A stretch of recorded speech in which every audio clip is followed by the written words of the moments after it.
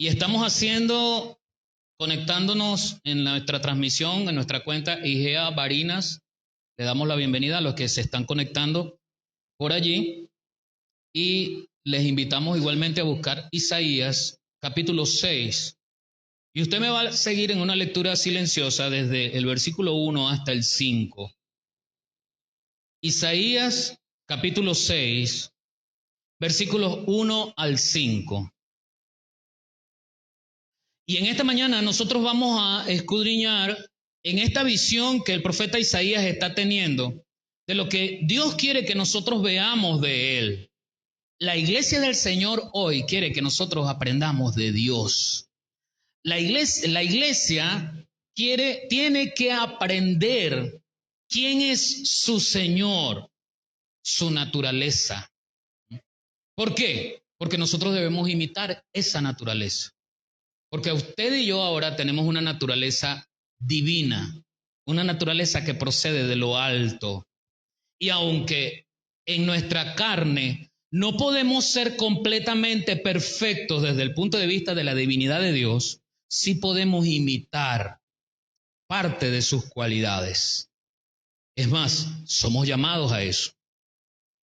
Así que vamos a tener una lectura acá en un extracto de una visión que tiene el profeta Isaías acerca de esa majestuosidad de Dios. Ubíquese allí en su Biblia, Isaías capítulo 6, versículos 1 al 5.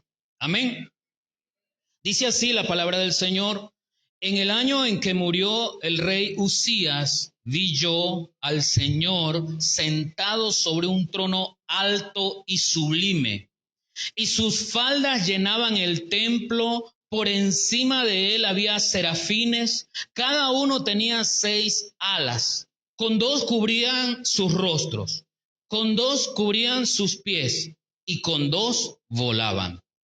Y el uno al otro daba voces diciendo: Santo, Santo, Santo, Jehová de los ejércitos. Toda la tierra está llena de su gloria. Y los quiciales de las puertas se estremecieron con la voz del que clamaba, y la casa se llenó de humo. Entonces dije: ay de mí, que soy muerto, porque siendo hombre inmundo de labios y habitando en medio de pueblo que tiene labios inmundos, han visto mis ojos al Rey, Jehová de los ejércitos. Este mensaje tiene por título La revelación de la gloria de Dios. Hemos venido este tiempo tocando mucho este tema acerca de la gloria de Dios y acerca de la santidad de Dios, porque es el carácter de Dios que la iglesia debe conocer. La gloria de Dios, Dios es invisible, no lo podemos ver. ¿Por qué? Porque Dios es espíritu. Y un espíritu es invisible. ¿Cómo pues la iglesia percibe la gloria de Dios? ¿Cómo la iglesia se conecta con saber quién es Dios? Más allá de nuestras preguntas existenciales acerca de quién formó a Dios o desde dónde existe Dios, hasta dónde existirá, esas preguntas existenciales que no tienen respuesta.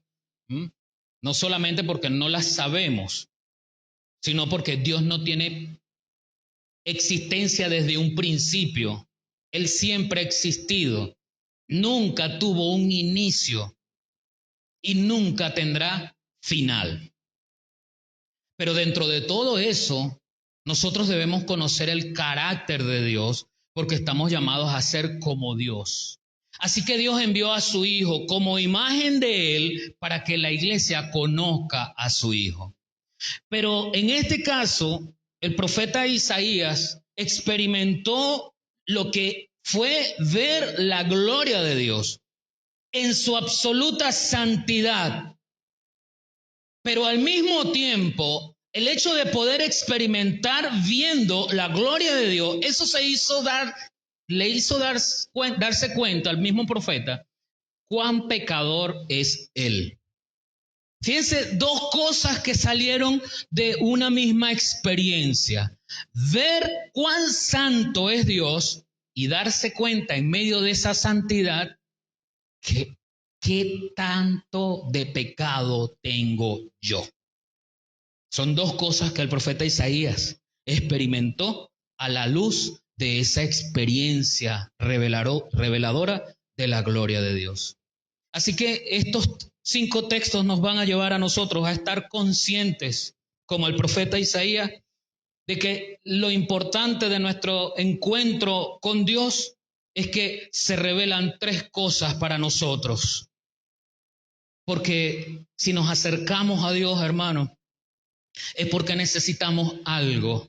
Y el problema del mundo de hoy, y aún de muchas congregaciones, es que queremos acercarnos a Dios a nuestra forma, a nuestra manera, y conservar nuestro estilo de vida al acercarnos a Dios. Ese es un problema común de todos los seres humanos y ha empañado a la iglesia de tal manera que las iglesias locales, muchas de ellas han bajado los precios con el fulano título que muchos predican de que ya todo está pago. Sí, la salvación está paga, es gratuita, pero seguir a Cristo tiene un costo que hay que pagar. Y nosotros aquí en Latinoamérica no pagamos ese costo, por lo menos la gran mayoría, como si lo pagaron los discípulos del Señor que se convirtieron en apóstoles y murieron como mártires. Como si lo pagaron la iglesia del primer siglo que estuvo en la persecución del Imperio Romano y hubo familias enteras que murieron en el Coliseo Romano, devorados por leones, devorados por fieras, pasados a filo de espada, de cruz, de aceite hirviendo, despedazados por carros. No los carros de hoy, sino los carros jalados por animales. Ellos sí pagaron el costo de seguir a Jesús porque la afrenta que llevaban era ponerse en lugar del emperador o seguir sin negar su fe. Era lo que los soldados y alguaciles le decían a una persona, a un creyente del primer siglo para que pudiese vivir. Niega tu fe en Cristo. Y pagaban el precio muriendo de forma horrible, lenta, dolorosa. ¿Cómo es que no tenemos que pagar un precio? ¿Cómo es que no tenemos que sacrificarnos? ¿Cómo es que no tenemos que hacer cosas, por favor? Eso es lo que nos mantiene en la inmoralidad, eso es lo que nos mantiene en ser desobedientes a lo que el Señor manda. Y cada vez más somos superficiales al interpretar las Escrituras. Se escucha cada barbaridad en las redes sociales y en la televisión por tratar de suavizar el mensaje de salvación. ¿Cristo te ama? ¿Cristo te acepta tal como eres? Sí, ese es un principio de Dios. Pero Él quiere que tú cambies. Él quiere transformación. No quiere que tu vida siga siendo la misma. El profeta Isaías entonces, al ver esta revelación, experimenta, según el versículo 3, cómo los ángeles, los serafines que rodeaban el trono de Dios, llamaban a Dios santo, santo, santo. En el versículo 3, y cuando uno al otro daba voces diciendo, ¿quién es Dios para usted? El profeta Isaías logró ver la santidad absoluta de Dios. 3 veces santo, así como en el Apocalipsis, el último libro de la Biblia, en el Apocalipsis capítulo 4, versículo 8, los 4 seres vivientes, dice la Biblia, tenían cada uno 6 alas y alrededor por dentro estaban llenos de ojos y no cesaban día y noche de decir, santo, santo, santo es el Señor Dios Todopoderoso, el que era, el que es y el que ha de venir. Mucha iglesia mucha iglesia está llena de un desconcierto acerca de la santidad de Dios. Profanamos muchas veces la santidad de Dios, porque no sabemos experimentar lo que significa esa santidad absoluta. Y cuando alguien osa utilizar algún término contrario como la reverencia, se le tilda de fariseo, se le tilda de ortodoxo, se le tilda de anticuado cuando apelamos a la reverencia ante la santidad. Pero ¿qué nos toca, hermano? ¿Qué nos toca, amigo, ante la santidad absoluta de Dios, si no es ser reverentes? Queremos tutear a Dios, más allá de decirle tú, estoy hablando de la relación. Queremos tutear a Dios en nuestra relación como si fuese algo impersonal, un vecino, un cualquiera, con quien podamos hablar. La santidad en nuestras vidas la hemos interpretado de manera extremista en dos posiciones extremistas. Por un lado están quienes argumentan que la santidad de Dios es imposible imitarla, por lo tanto Dios no quiere que nosotros seamos santos como Él, así que vive como viva, tranquilo. Total, Dios te perdona todos los días. Y sí, es cierto, Dios nos perdona todos los días. Lo que pasa es que no predicamos, no leemos, no decimos las cosas completas. Dios te perdona todos los días, sí, Señor, pero aquel que confiesa y se aparta. No es que todos los días voy a pedir perdón por el mismo caso, y tengo 15 años. Una vez le preguntaron a una persona que escupía chimó y tenía 15 años en una iglesia. Claro, tenía 15 años en una iglesia, pero no era parte de la iglesia. No había dejado que Dios tocara su corazón para dejar un vicio que lo consumía. Y la respuesta de nosotros siempre, no, Dios, yo estoy esperando que Dios obre en mí y me quite eso. ¿Y tú qué estás haciendo por quitarte eso? ¿Acaso que Dios te levanta la mano y para que metas el dedo en la cajetilla y lo levantes y ¡chau! ¿Sí es Dios el que hace eso por arte de magia? No, hermano, no, amigo. Tú tienes que buscar la manera de quitarte esas cosas. Pero cuando hablamos de reverencia, entonces nos metemos en un problema. Voy a utilizar este término que dije que no es así, pero lo voy a utilizar. En un santo problema. Pero la palabra santo allí la estoy utilizando por la gravedad, ¿no? Por lo abismal que es el hecho de ser irreverente.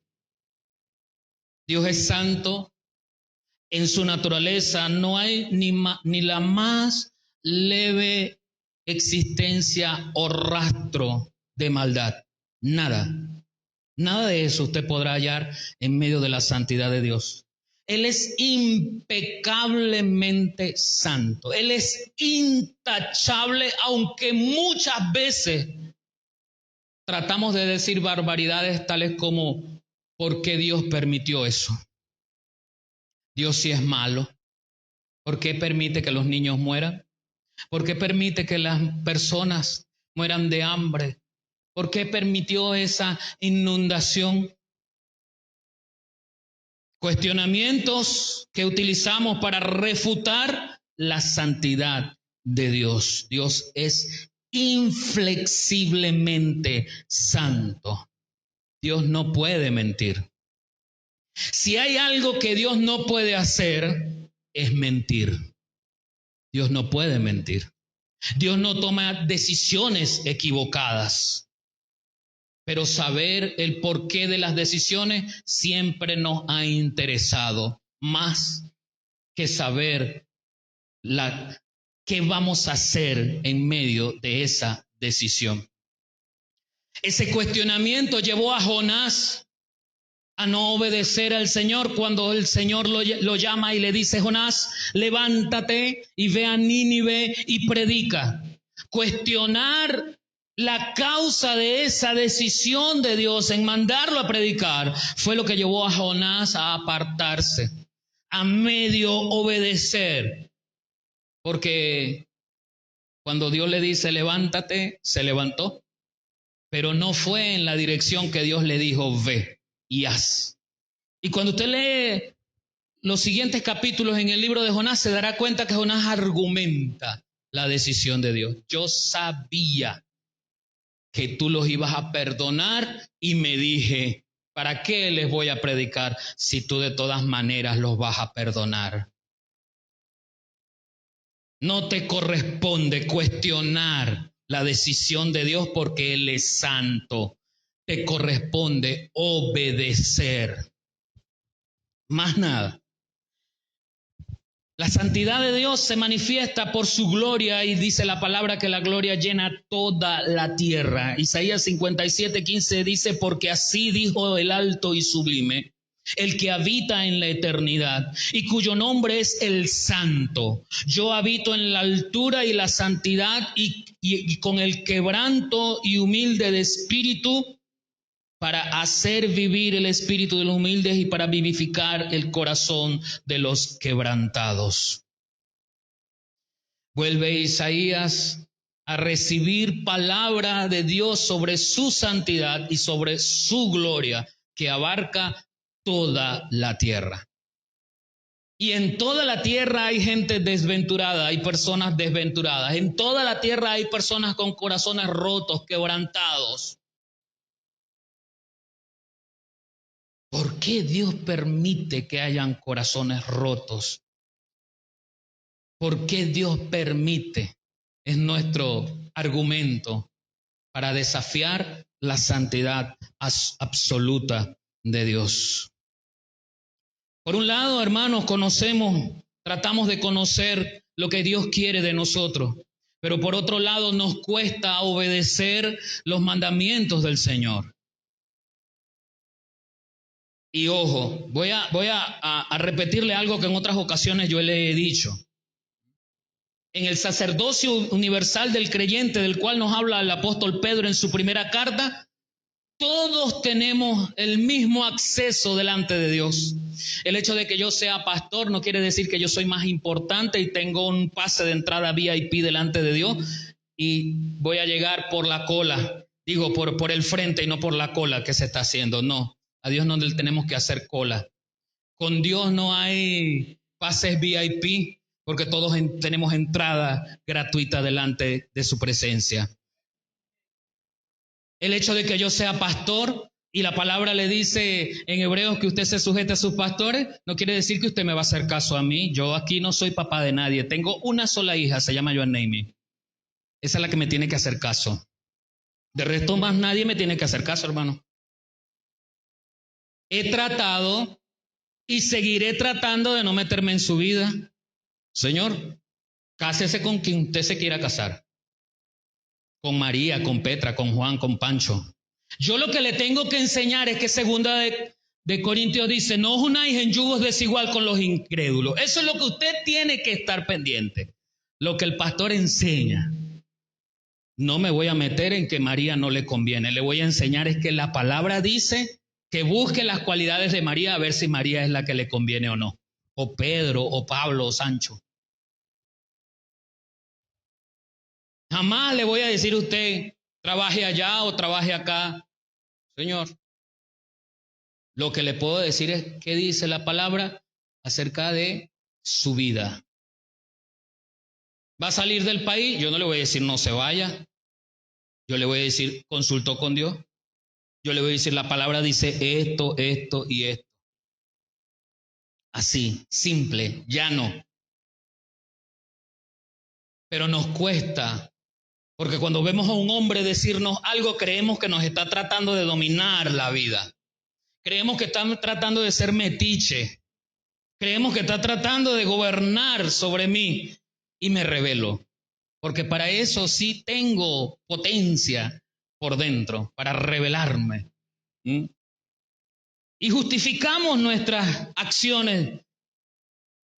Cuando Dios nos pregunta, ¿y qué hiciste? Respondemos como Adán, la mujer que me diste. La mujer, Señor. Yo estaba bien solito hasta que se te ocurrió la idea de poner una mujer aquí, al lado mío. La mujer.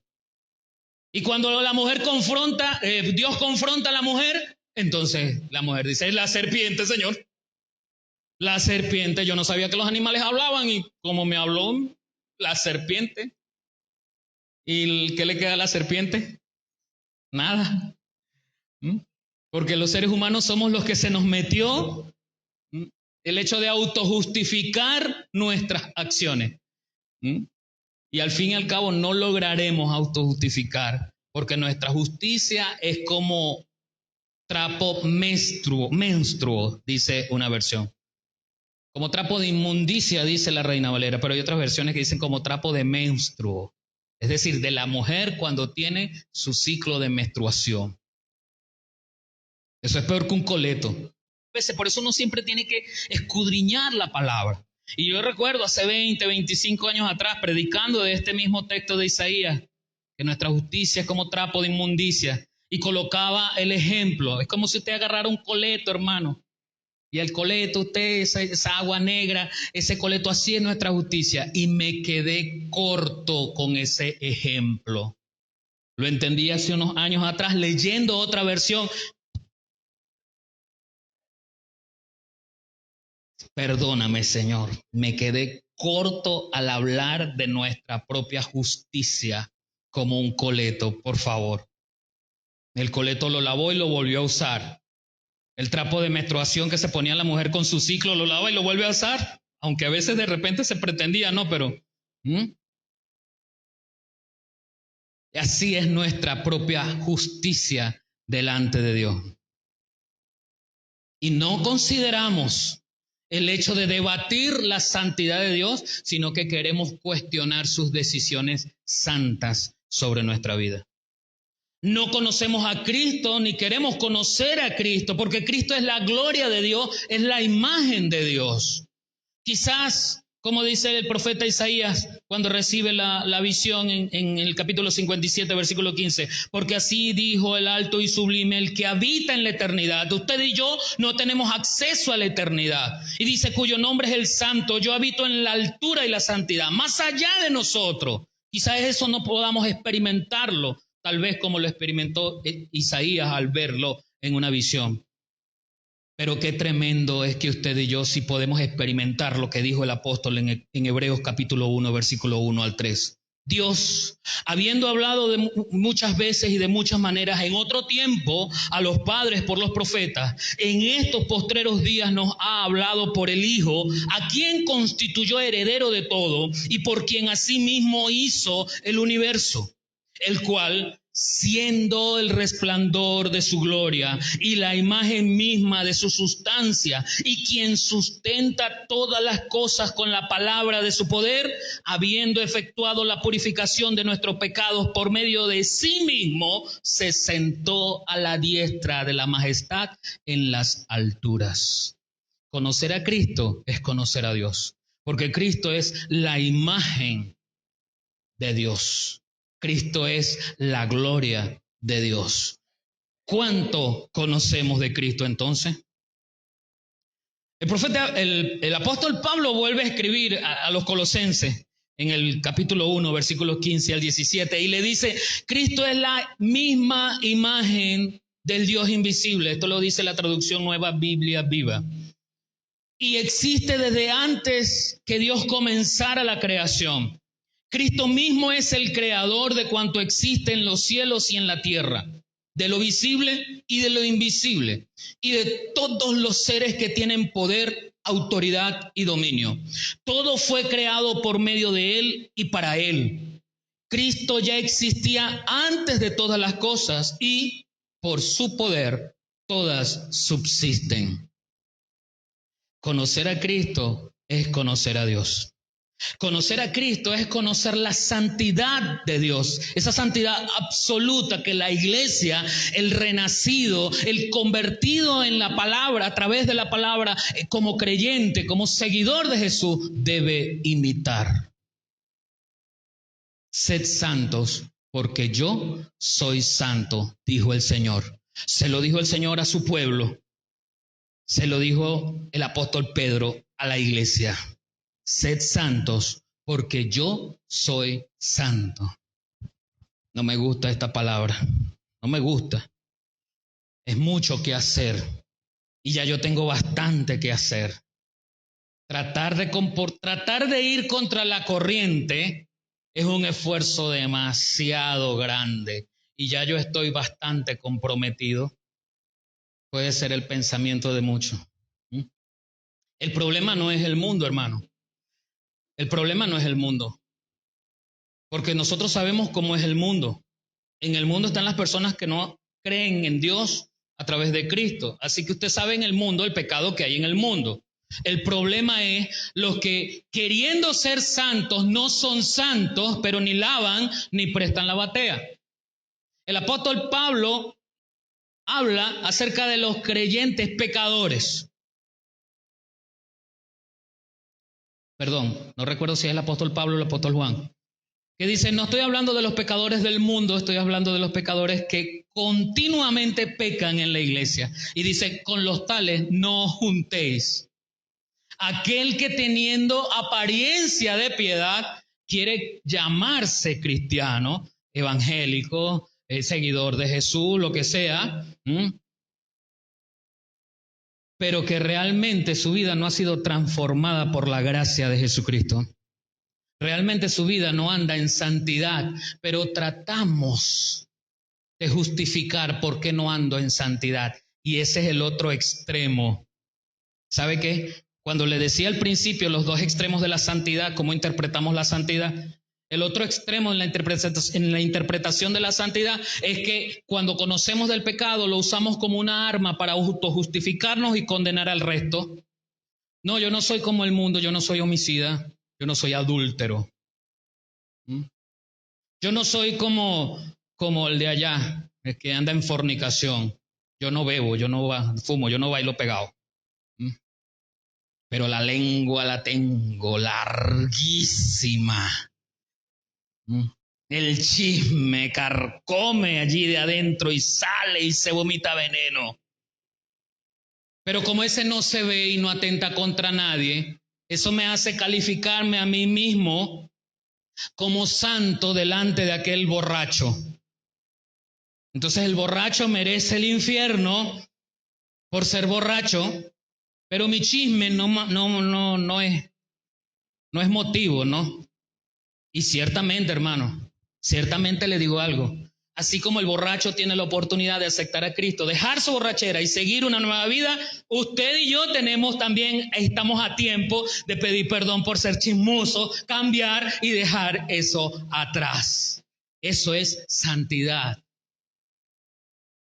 Me gusta ver el pecado en los demás y autocalificarme a mí como perfecto frente a ese otro, y soy un murmurador hablando de los demás. Hablo de aquel y voy llevando allí, sembrando cizaña, y mira cómo aquel se vistió, y mira, y viste hoy cómo andaba el pastor, ese color no le combina. ¿Viste lo que dijo el pastor? Pasado, mandándome a apagar el celular. Eso a mí no me gustó. No vuelvo más para la iglesia. El pastor está mandando a apagar el celular.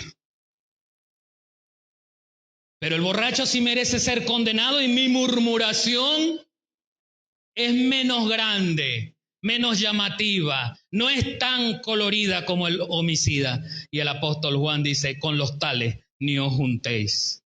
Aquel que trata de ponerse una máscara de piedad y sentarse allí, tratar de aparentar una cosa, pero su vida no es una vida santa. ¿Quiere que le diga quiénes son los mejores testigos para saber si usted o yo somos creyentes? Sus vecinos y su familia en la casa. Esos son los mejores testigos. Son los mejores testigos. Los vecinos son los que van a decir, ese gritón que dice 10 palabras y 11 son groserías. Ese gritón que le vive pegando y maltratando a los hijos. Esa chismosa. No, si en estos días me metió en un problema. Vaya al bodeguero y pregúntele, la señora que ella le debe. No, esa me debe plata y eso se esconde, no me paga. Pero nosotros no podemos cuestionar la santidad de Dios. Y como no podemos cuestionar la santidad de Dios, al no entenderla, no tratamos de imitarla. Cuesta mucho. Voy a tratar de llevar mi vida así como la he llevado, poco a poco, y ver qué pasa allá, cuando allá se pase lista. Voy a ver qué pasa. De todas maneras, pido perdón, y voy tratando de llegar así, con la lengua aquí, en un maratón. Pero así no se vive la vida del creyente. El apóstol Pablo hace un llamado para que vivamos una vida plena en Cristo Jesús. Aquí, no allá, cuando ya se pase lista. Aquí es donde debemos vivir la vida plena. El profeta Isaías no solamente se da cuenta con el canto de los ángeles, de los serafines, con esa repetición, de esa revelación de la gloria de Dios en la absoluta santidad. No se da cuenta solamente de eso. En el versículo 5, la visión de la gloria de Dios trajo a Isaías. Dice, entonces dije, ay de mí que soy muerto, porque siendo hombre inmundo de labios y habitando en medio del pueblo que tiene labios inmundos, han visto mis ojos al Rey. El profeta Isaías se da cuenta, esa santidad de Dios. Él está teniendo una visión, hermano. Yo no sé, no le puedo explicar en detalle si él estaba viendo como un espectador esa visión, o de pronto él está viendo la visión, pero está dentro de lo que está aconteciendo. No lo sé. Pero experimentar la santidad de Dios en esa visión le llevó a darse cuenta su condición pecadora como hombre. Viendo allí el versículo 5, él dice, entonces dije, concluyo, ay de mí. Mire esa expresión del profeta. Ay de mí que soy muerto. ¿Cómo se dio cuenta a través de esta revelación que era un hombre pecador? Porque es que precisamente la gloria de Dios, cuando viene a nuestra vida a través de Cristo, debe revelar el pecado. No existe tal cosa como que lleguemos a Dios como estamos y sigamos como estamos. Si el apóstol Pablo escribe, de modo que si alguno está en Cristo, nueva criatura es. Y hay cosas pasadas que debemos dejar en el pasado. El apóstol Pablo no escribe que Dios te las deje en el pasado. El apóstol Pablo no escribe que es Dios que te las va a quitar para el pasado. De modo que si alguno está en Cristo, nueva criatura es. Las cosas viejas tú las tienes que dejar en el pasado porque ya Dios las dejó en el pasado en la cruz del Calvario. Estamos iniciando el 2025. Hace más de 2000 años Cristo murió. Hace más de 2000 años Cristo dejó tu vida en el pasado. ¿Quién debe dejar esas acciones en el pasado hoy? 5 de enero del 2025, tú y yo. Tú y yo somos los que debemos dejar hoy esas cosas en el pasado, atrás. Lo que yo era antes debe quedar atrás. La murmuración, el chisme, así como atrás dejé la borrachera, así como atrás dejé el adulterio. Pero dejé atrás el adulterio, pero no dejé atrás la lujuria. Y no la lujuria como algunos por ahí, lujuria de lujo, no, lujuria no viene de lujo, ¿no? Ese carácter de la nueva naturaleza no solamente no debe, no puede parecerse al carácter de la vieja naturaleza.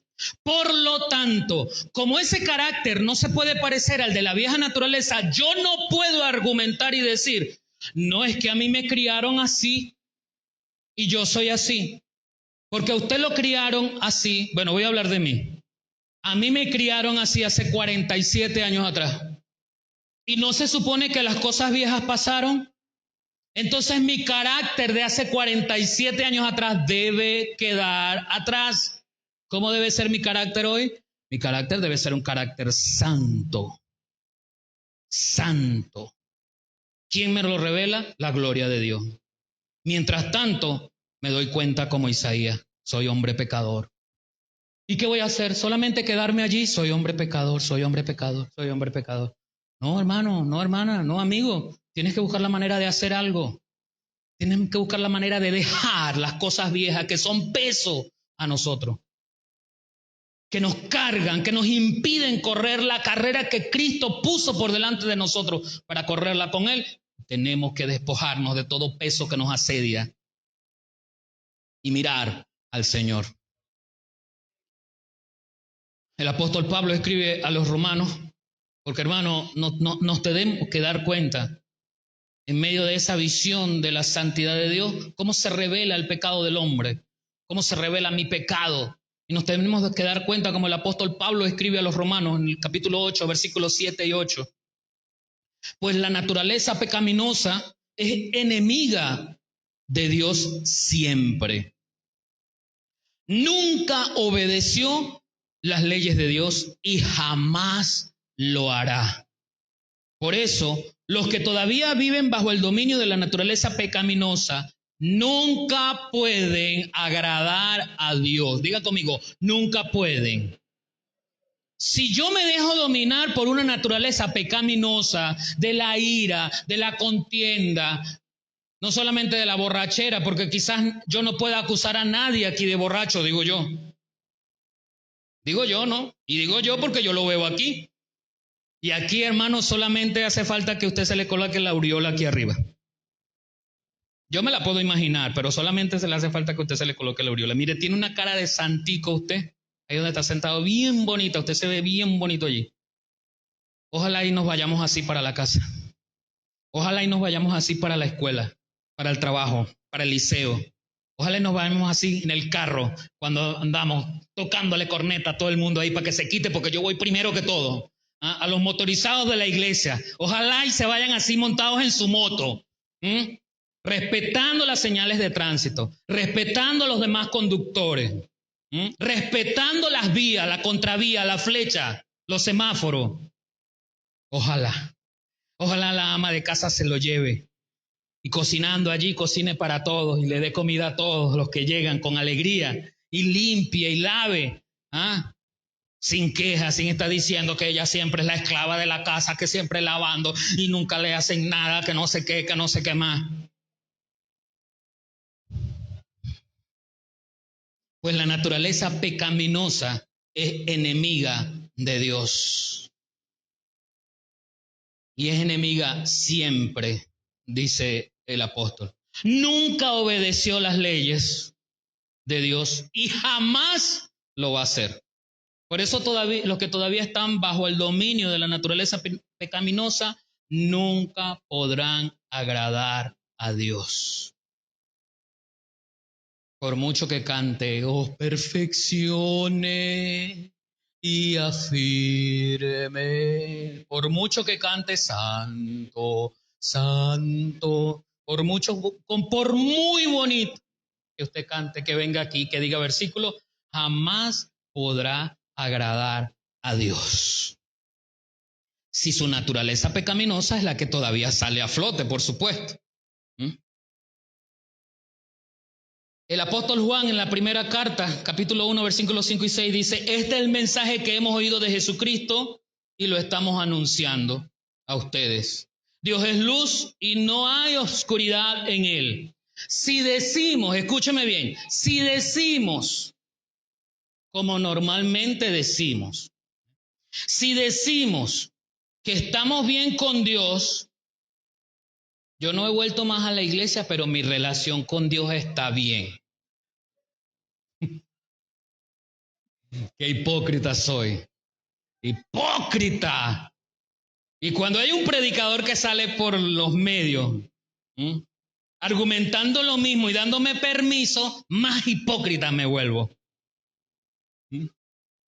Porque es que mi relación con Dios no depende de congregarme. Si decimos que estamos bien con Dios, pero seguimos viviendo en la oscuridad, estamos mintiendo. Pues no seguimos la verdad. Y déjeme decirle un secreto.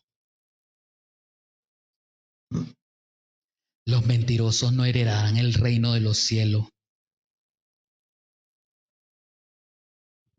No solamente los borrachos, no solamente los adúlteros, no solamente los fornicarios, los mentirosos. Dígaselo a su hermano el secreto que le dije, dígale los mentirosos. Los mentirosos. Wow, hermano, perdóneme lo que le estoy diciendo. Perdóneme. Tan tempranito, ¿verdad? Primer mensaje del año 2025. Wow, Señor, ayúdame, que yo te ayudaré, dice el Señor. Ah, no dice así. No dice así. Gloria a Dios, porque usted sabe que no dice así. Así como sabe que todos los caminos no conducen a Dios. ¿Pero por qué lo sabemos? Porque vamos a la fuente de vida, que es la palabra, y ella nos transforma, hermano y hermana, amigo. ¿Por qué nos apartamos de Dios? ¿Por qué no vamos a la palabra, no vamos a la fuente? Yo le voy a decir otra cosa. Usted no se tiene que quedar con lo que yo estoy diciendo aquí. Usted no me tiene que traer. Yo soy un ser que tiene que creerme. Yo soy un ser humano igualito a usted. Un poquito más gordo, pero igualito a usted. Por eso es que yo le digo a usted, cargue su cuaderno, cargue su lápiz. ¿Cuántos cargan su cuaderno y su lápiz? Por eso es que yo le digo a usted, cargue su cuaderno y su lápiz. Por eso es que yo le digo a usted, cargue su Biblia. ¿Cuántos cargan su Biblia? Levante su Biblia. Levante su Biblia. Vamos a hacer una campaña este año para que todos carguen su Biblia. La Biblia física aquí, la Biblia. Por eso es que yo le digo a usted, cargue su Biblia, cargue su cuaderno, cargue su lápiz. Usted me escucha, anota.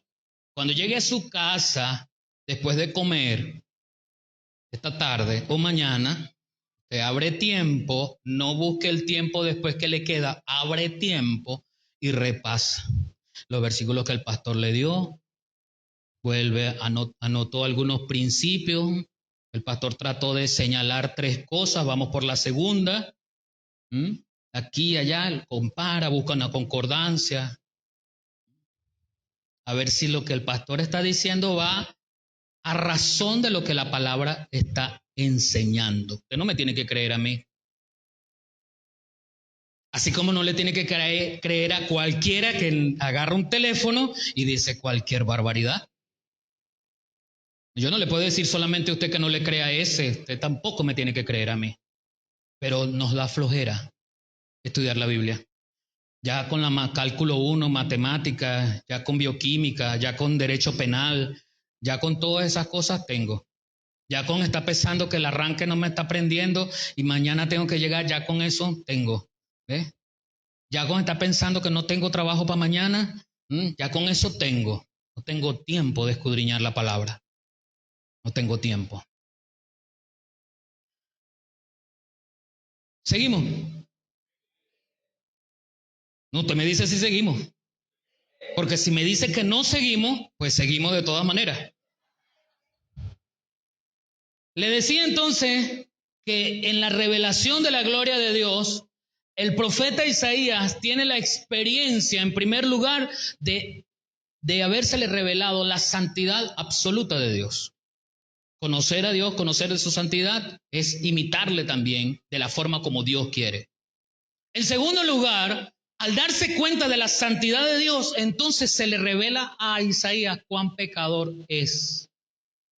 Usted y yo, viendo la santidad de Dios a través de Cristo, usted y yo vemos cuánto nos hace falta, cuánto nos debemos quitar, cuánto debemos avanzar. Llame a un hermano, llámelo por teléfono, agarre su teléfono, hermano.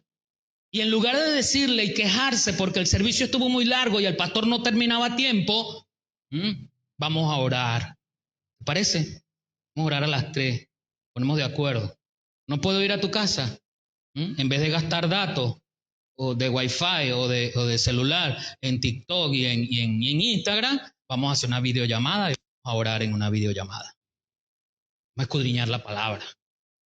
Vamos a visitar a los enfermos. Vamos a visitar al hermano, vamos a visitar al pastor, le llevamos 2 hallacas. No, hermano, el pastor también tiene que visitarle. Los pastores también tenemos que visitarlo. En tercer lugar, fíjese que la palabra sigue insistiendo y el profeta Isaías se da cuenta que había visto la inmensidad de la gloria de Dios. La visión del profeta Isaías fue completa. Se da cuenta en primer lugar que se le revela la santidad de Dios. En segundo lugar, se le revela a través de esa santidad cuán pecador es. Y en tercer lugar, su visión le permite admirar de forma completa la gloria de Dios.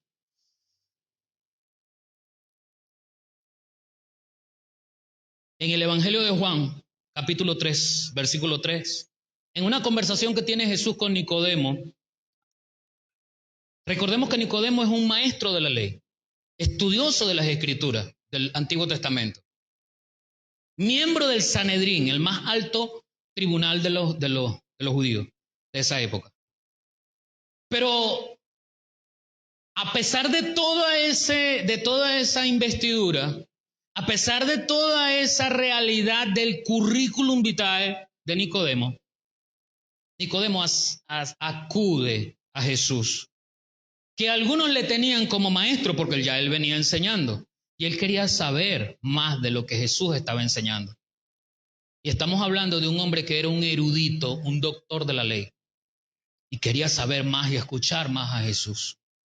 En esa conversación con Jesús, usted conoce cómo comienza la conversación en el versículo 3, ante la pregunta muy natural de Nicodemo, Jesús le responde y le dice: de cierto te digo, que el que no naciere de nuevo no puede ver el reino de Dios.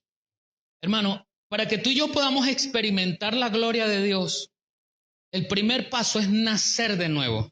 Una persona que no ha nacido de nuevo nunca podrá experimentar la gloria de Dios, porque la gloria de Dios es Cristo, y para experimentar la gloria de Dios necesito a Cristo en mi corazón. Para poder tener esa primera experiencia, yo debo ver a Cristo. Le pregunto, ¿ha visto usted a Cristo? Cuidado con su respuesta, porque yo no le estoy diciendo que sus ojos han visto a Cristo. Que sus ojos posiblemente no han visto a Cristo. Casi que estoy muy seguro que no lo ha visto, aunque haya visto la película La Pasión de Cristo de Mel Gibson. Ese Jesús de la película es un actor que trataron de ser lo más quizás parecido, hacerle crecer su cabello, la contextura, pero realmente no es así. Cristo no es así, Jesús no es así. Y no estoy hablando solamente del Jesús vivo, estoy hablando del Cristo resucitado, del Cristo elevado a los cielos, que ahora se sentó a la diestra de la majestad del Padre. Pero ¿quién es Cristo hoy? ¿Ha usted podido experimentar la gloria de Dios a través de Cristo? Si usted es una nueva criatura, usted puede ver el reino de Dios. Pero estoy hablando de una respuesta que quedó a la mitad, porque el Señor esa misma respuesta se la divide en 2 partes. La primera parte es el nacimiento de nuevo, que debe darse, sí Señor, que nos hace entonces abrir nuestros ojos espirituales, hace revivir nuestro espíritu que estaba muerto en delitos y pecados. Esa es la primera parte. Recibimos la palabra de salvación. Levántate de los muertos. Recibimos esa primera palabra. Y ahora podemos ver el reino de Dios. Al ver el reino de Dios, usted puede ver la gloria de Dios a través de Cristo. Porque cuando hablamos de reino, yo sé que nuestra mente se ubica en un castillo normalmente, ¿verdad? En un rey con su corona, en una reina, en un cortejo, en los caballos, todo eso que hace magnífico las películas, los cuentos. Pero cuando la palabra de Dios nos habla de reino, nos está hablando de gobierno. Nos está hablando de un sistema de leyes nuevas. Ahora usted y yo, que hemos nacido de nuevo en esa primera experiencia de ver el reino de Dios, contemplamos la gloria de Dios a través de sus mandamientos para nosotros. Tenemos cosas que hacer para obedecer, porque somos siervos. Ahora debemos obedecer. En la medida en que obedecemos, entonces la segunda parte de esta respuesta entra en acción. De cierto que te digo, le dijo el Señor, que el que no naciere del agua y del Espíritu, ahora viene la experiencia vivida. La primera palabra, la palabra de salvación, levántate de los muertos. Mi espíritu ha sido vivificado.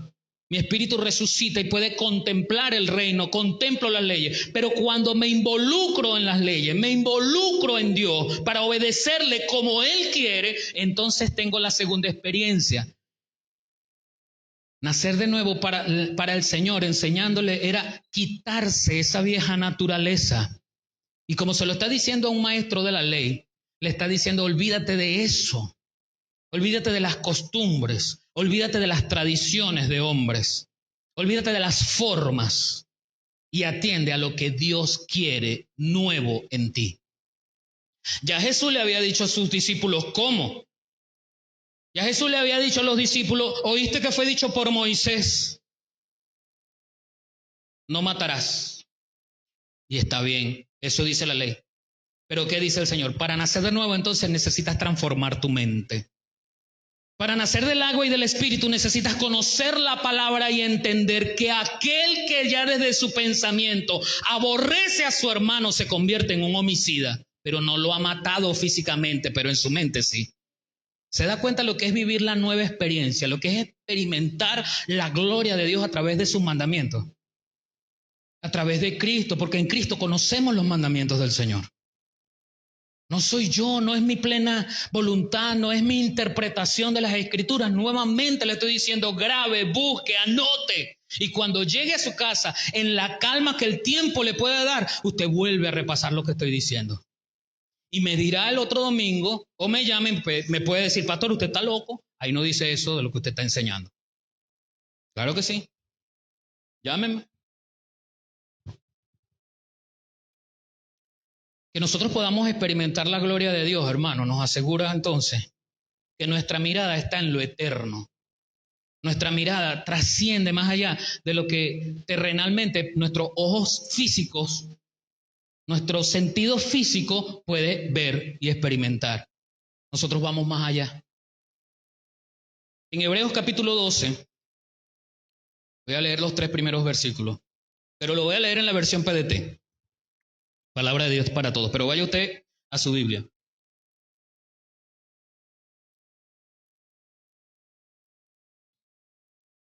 Hebreos capítulo 12.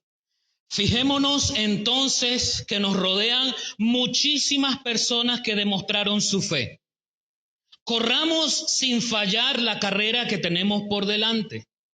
Quitemos de nuestra vida cualquier cosa que nos impida avanzar. Mire, hermano, ha comenzado el apóstol que escribe la carta a decirnos lo que nosotros tenemos que hacer. Pero tengo tiempo enseñando acá lo mismo.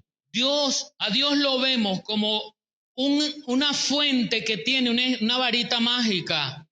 Y tililín, que se haga como el hermano Ivy está diciendo. ¡Rum! Y así no es Dios. Dios no es mágico. Dios es sobrenatural, pero no es mágico.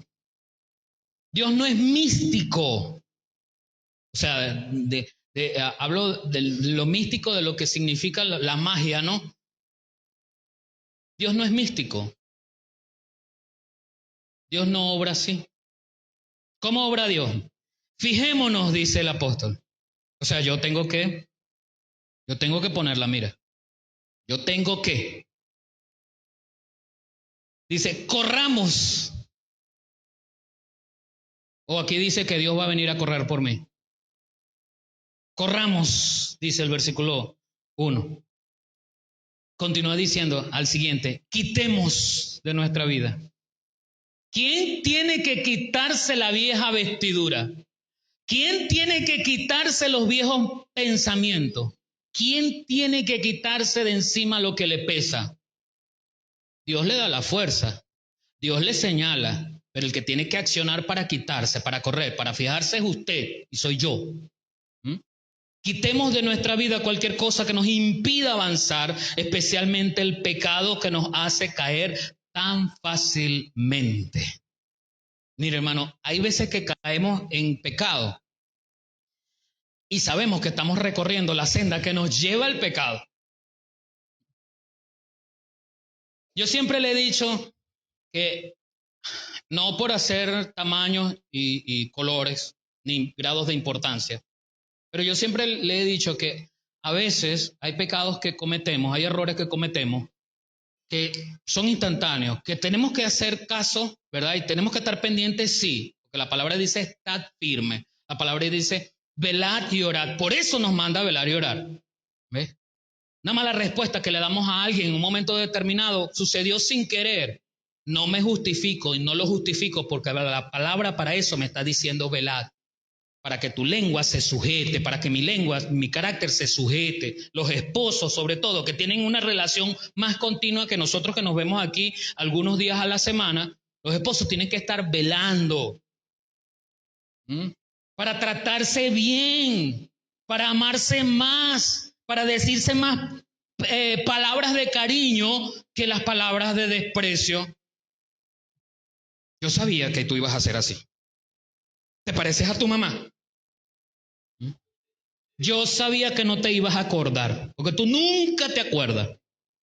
Eso es lo cotidiano y lo más suavecito. Las parejas saben aquí que eso es lo más suavecito. ¿Ah? Cuando entra la rabia, ¿no? ¡Tú, bruta! ¡Bruto! Comienza la cosa ahí. ¿Mm? Pero de cierta manera hay algunas cosas que salen como errores, salen en el momento. Tengo que tener la gallardía para pedir perdón, pero salen en el momento. Pero hermano, el apóstol cuando habla aquí de los pecados que son tan fácilmente, son aquellos que conocemos la senda que nos está llevando. El hombre o la mujer, casados o no, que comienza un filteo, ¿cómo hacen? Una relación con una mujer o con un hombre. Comienzan algunos mensajitos a llegar. Ay, tú sí eres lindo. Ay, tú sí eres linda. Mensajitos que de repente no tengan nada de malo. Y de repente si la esposa lo ve o la novia lo ve, ay, pero estás exagerando. Pero es que el adulterio y la fornicación, hermano, salvo que un hombre y la mujer la paguen, no llega de la noche a la mañana. Eso se planifica. Se comienza así cuando se acercan mucho y la mujer empieza a reírse de todas las tonterías que dice él. Y empieza a tocarle el hombro. Y luego va bajando del hombro al codo y del codo al antebrazo y del antebrazo a la mano y cuando de repente están meciendo la mano ahí. Y a los días, a la semana, comienza algo más íntimo, ¿no? Y comienzan esas caricias verbales. Tú sí eres lindo, tú sí eres linda, tú sí me entiendes, yo sí te entiendo. A la cuerda de unos meses estamos en una cama, desnudos, en fornicación. Buscando lo que no se nos había perdido, llegamos a un lugar en el cual no teníamos que estar. ¿Qué haces tú, hombre, en la casa de una mujer sola? ¿Qué haces tú, mujer, en la casa de un hombre solo? Y estoy hablando con todos, independientemente de que estés casado o no. Ay, el hermano sí es anticuado. Bueno, está bien, dígame anticuado, achapado a la antigua, ortodoxo. Muy bien, lo acepto, sí soy así.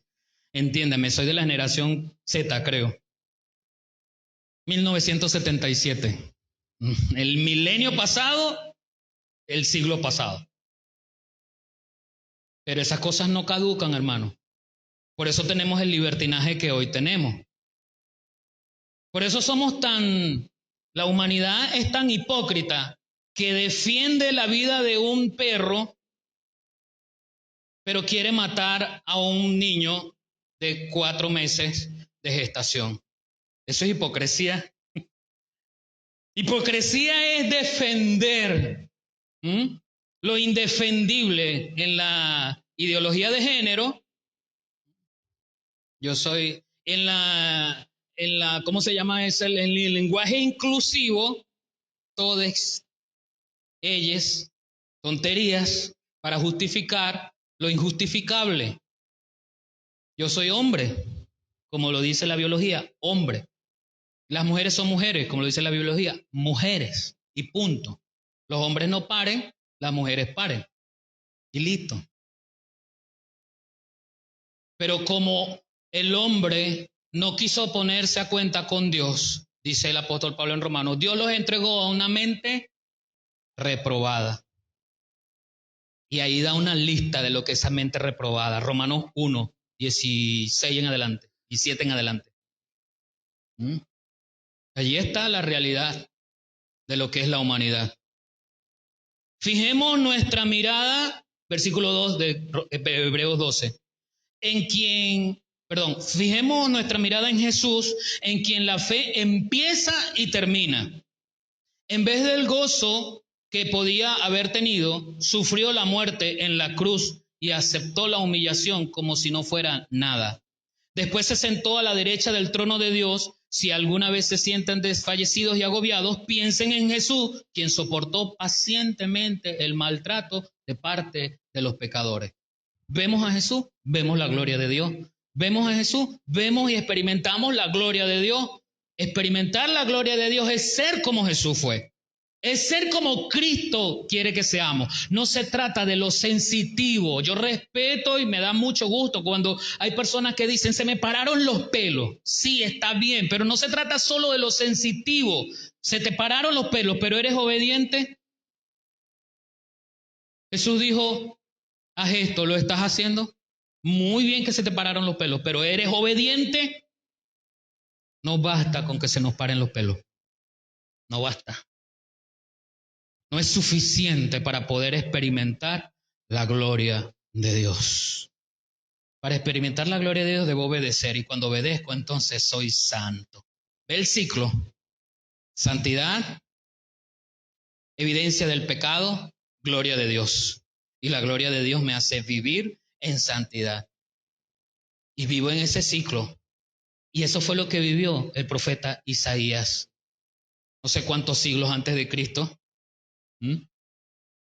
Quiero terminar con el versículo 14 del capítulo 12 de Hebreos, allí donde usted está. Búsquelo, por favor.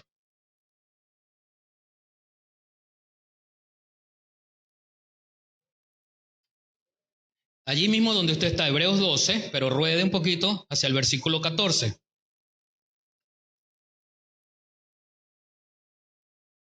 ¿Se acuerda que en unos versículos que leíamos en la primera parte, y yo le decía que, yo no le decía, el Señor decía a través de su palabra, que los que andan en la naturaleza pecaminosa, bajo el dominio de la naturaleza pecaminosa, jamás podrán agradar a Dios. ¿Pero qué agrada a Dios? Lea conmigo, a una sola voz, toditos, a una sola voz. No me mire a mí, lea su Biblia. Vamos a esperar que todos lo tengan. Hebreos 12, 14. Esperar que todos lo tengan. ¿Qué agrada a Dios entonces? Dígalo conmigo. Seguid la paz con todos y la santidad, sin la cual nadie verá al Señor. Señor, ayúdanos. Ayúdanos porque queremos ver al Señor sin ser santos. No, sigue siendo como tú eres, sigue hablando como tú hablas, no importa, que nadie te juzgue, amor y paz. Como el movimiento hippie de los 60, 70, que comenzó allá en Norteamérica. Amor y paz, no me meto contigo, no te metas conmigo, llévala bien, tú crees así, yo creo así. Quiero llegar al cielo, quiero llegar a Dios, pero sin obedecer a Dios. Quiero ver a Dios, pero sin ser santo como Él es santo. Padre, ayúdanos, Señor. Perdónanos, Señor, porque en medio de la realidad de nuestros pecados, no te servimos ni te obedecemos como debe ser.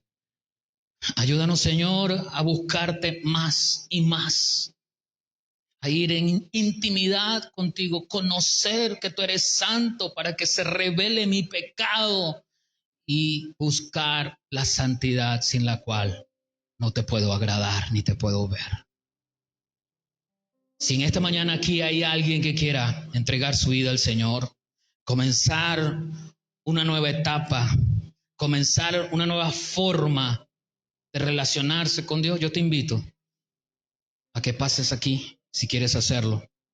Y si no quieres hacerlo allí, quédate tranquilo allí también. Y al final, cuando haga la oración, repites conmigo. Igual para los que nos puedan estar viendo, si en algún momento de estas palabras el Señor te ha inquietado en tu corazón, que debes tener una nueva vida en Él, yo te invito a arrepentirte. La oración no es tan importante como el arrepentimiento que desde tu corazón se pueda motivar a hacer. Y tú puedes comenzar esa nueva vida diciéndole al Señor: Señor, yo quiero cambiar mi vida. Yo quiero que tú transformes mi ser. Yo quiero que tú me hagas una nueva criatura. Te pido perdón porque no te conocía ni te quería conocer. Perdóname, Señor, y ayúdame en este nuevo caminar. Hazme un nuevo ser y ayúdame a comenzar a transitar este nuevo camino. Si has hecho esta oración, yo te invito a congregarte, a hacer vida en común con los hermanos de una iglesia local. Y si crees que de pronto no es tu tiempo todavía, te invito a leer aquella parábola donde se cerraron las puertas. Las personas nunca creen que se acabará el tiempo hasta que se acaba y se cierra la puerta. Y allí, cerrada la puerta, será el crujir de dientes, el llanto amargo. Pude haberlo hecho y no lo hice. No lo hice. Usted cierre sus ojos allí donde usted está. Nosotros vamos a orar porque tenemos que pedirle al Señor perdón porque no hemos sido santos como Él quiere que seamos santos. Y si usted es santo, perdóneme a mí que no he sido santo. No le he dado ejemplo. Pero lo que yo no quiero es que se desmotive. Lo que yo no quiero es que caigamos en un ciclo de vicio que no nos lleva a ningún lugar. No, yo no voy porque es que fulano está así. No, yo no voy porque es que aquel pastor no me gusta cómo habla, no me gusta. La iglesia hace mucho calor, las bancas son muy duras. Yo no voy. Cierre sus ojos, vamos a pedirle perdón al Señor, vamos a pedirle perdón. Comience usted a orar allí, vamos a pedirle perdón. Señor, perdóname. Yo quiero vivir en santidad, Señor. Ayúdame, Señor, a cambiar. Ayúdame, Señor, a vivir plenamente en esa santidad que tú quieres que nosotros vivamos. Enséñame, Señor, a caminar tu senda conforme a tu voluntad y no conforme a mi forma de parecer, no conforme a mis expectativas ni a mi perspectiva.